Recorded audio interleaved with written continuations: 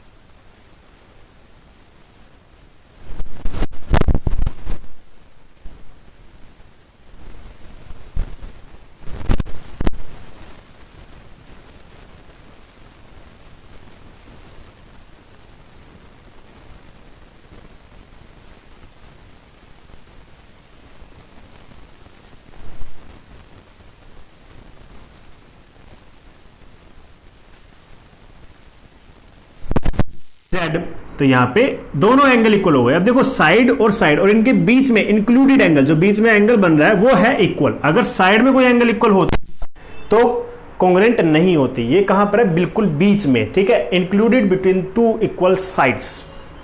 तो इसका जो आंसर आएगा, इस तरीके से आपको आंसर लिखना है। तो यहां पे आपसे पूछा गया कि बाय विच कॉन्ग्रुएंस क्राइटेरिया, तो कौन सा क्राइटेरिया लगाओगे आप यहां पे? Side angle, side SAS criteria. ठीक है स्टूडेंट्स, आई होप आप लोगों को ये बिल्कुल समझ में आ गया होगा। ठीक है, तो हमें बताओ कि यहां पे अगर हम बात करें, ठीक है, एंगल लिखना था यहां पे एंगल, ठीक है। तो अब ये बताइए कि यहां पे इस प्रॉपर्टी में कौन सा क्राइटेरिया लगेगा। तो अगर मैं इसके आंसर की बात करूं तो अगर आप ध्यान से देखो तो एंगल साइड एंगल, तो यहां लिखेंगे bye angle side and angle, that means ASA criteria. Okay students, तो ये बहुत आसान क्वेश्चन आपको मिले हुए हैं, इससे आसान शायद आपको क्वेश्चन ना मिले। ठीक है, अब यहां पर देखते हैं, यहां पर क्या है? एक तो राइट एंगल है और राइट एंगल के सामने वाली साइड क्या है? इक्वल, और इसको क्या बोलते हैं? हाइपोटेन्यूज। ये क्या है आपका? Right angle. और इसके साथ साथ एक साइड इक्वल है आपका बाय RHS क्राइटेरिया। और RHS की फुल फॉर्म आपने लिखनी है right angled hypotenuse and side, any one side. Right angle होना चाहिए, हाइपोटेन्यूज इक्वल होने चाहिए, और उसके अलावा कोई भी एक साइड इक्वल हो जाएगी तो हमारा ट्रायंगल क्या हो जाएगा? कॉन्ग्रुएंट। तो ये था स्टूडेंट्स क्वेश्चन नंबर 1, जो बहुत ज़्यादा इजी था। इसमें आपको चारों जो आपके क्राइटेरिया हैं, 4 क्राइटेरियाज आपके पास किसी भी ट्रायंगल को कॉन्ग्रुएंट प्रूफ करने के, और उन्हीं का सबका एग्जाम्पल दिया हुआ है। तो अब शुरू करते हैं हम question number 2। Students, second question हमारा इजी है, या ये कह लो कि वैसा ही है जैसा क्वेश्चन नंबर 1 था। बिकॉज क्वेश्चन नंबर 1 में भी आपको कुछ ऐसे ही क्राइटेरियाज दिए हुए थे और कुछ कंडीशंस दी हुई थी। वहां पर आपको पहले कंडीशन दी थी और क्राइटेरिया पूछ लिया था। अब आपको क्राइटेरिया दे लिया है और कंडीशंस बता रहा है कि अब ये साइड्स किसके इक्वल होनी चाहिए। आपको 2 ट्रायंगल दिखे हैं, ART art and PEN pen. ये दोनों ट्रायंगल्स क्या हैं? कॉन्ग्रुएंट है। अब एक चीज आपको याद रखनी है कि आपको ट्रायंगल का नेम मिल चुका है, यानी कि order of their corresponding parts are given, तो आप उसे चेंज नहीं कर सकते। अगर वो कहता है ए आर किसके इक्वल होना चाहिए, तो इसे समझने के लिए आपको वो वीडियो याद करनी पड़ेगी जब मैंने आपको समझाया था। वो वीडियो क्या कहती थी, अगर मैं थोड़ा साइड में लिखने की कोशिश करूं, A R T, art is congruent to triangle P E N. तो मैंने आपको बताया था इस तरीके से जो वर्टेक्स आपके नंबर वाइज लिखे हैं, A R is equal to P E, अगर ए आर की बात की जाए तो वो किसके इक्वल होनी चाहिए, पी ई के इक्वल होना चाहिए, पी ई। तो आपसे पूछा है कि अगर ट्रिपल प्लस लगाओगे तो इन तीन साइड किस किस साइड के इक्वल होनी चाहिए, कौन कौन सी साइड्स हैं जो इन सब के इक्वल होंगे। तो पहली साइड का आंसर आ गया A R is equal to P E. अब दूसरी साइड कौन है, आर टी। आर टी के बाद देखो यहाँ पे आर टी कौन है, लास्ट के दो नंबर, यहाँ पे कौन है, ई एन। तो यहाँ पर आपका आंसर आएगा ई एन, यानी कि आर टी जो है वो ई एन के इक्वल होनी ही चाहिए, अदरवाइज काम नहीं चलेगा।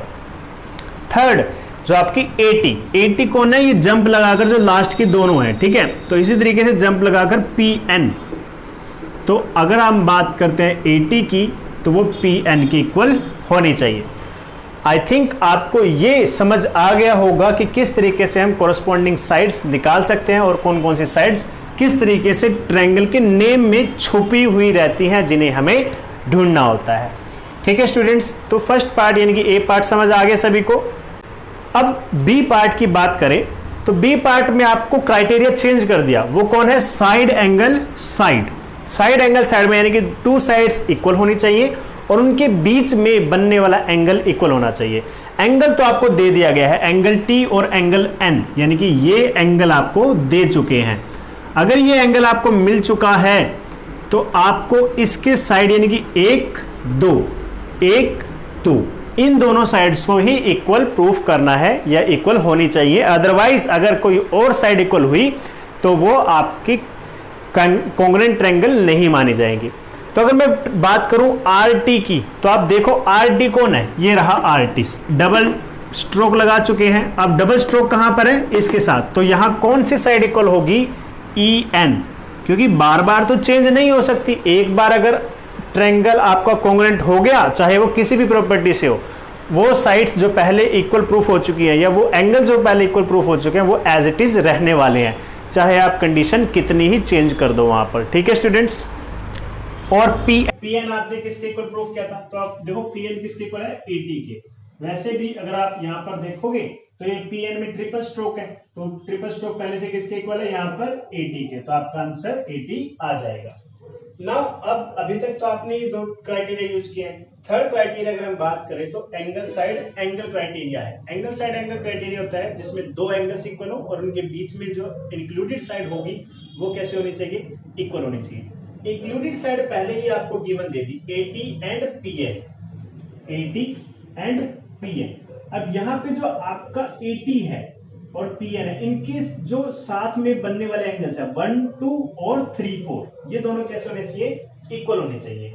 अब देखो आप अगर देखोगे आर्ट इज और पीई एन, ठीक है, तो पहले नंबर पर कौन है, ए, और यहां पर भी पहले नंबर पर कौन है, पी, तो ये दोनों एंगल्स क्या होने चाहिए, इक्वल।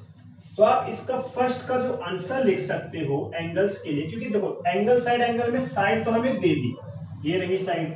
अब फर्स्ट एंगल और सेकंड एंगल की जरूरत है, तो फर्स्ट एंगल क्या आ जाएगा, angle A is equal to angle P, और सेकंड में क्या होना चाहिए, अब देखो ए आ गया, साइड आ गया, एंगल साइड एंगल साइड। अब एंगल की बारी है, तो angle T is equal to angle N, angle T is equal to angle N.